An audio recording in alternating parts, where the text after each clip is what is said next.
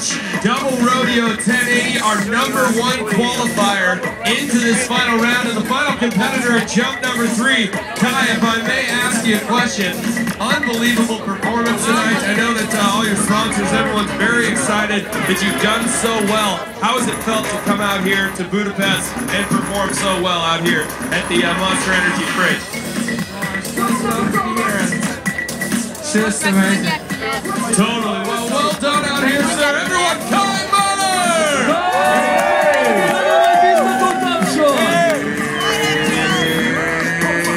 Hát hölgyeim és uraim, az utolsó 8 ugrást láthattuk. Gyanús, gyanús. És nézzük a pontot, ami gyakorlatilag eldönt minden. Ezt azért gondold át legközelebb. Engedjük el. Helyes. Válogattatok szeretnék kérni az összes itt dolgozónak, akik a pályát karban tartották, hiszen rengeteg munka,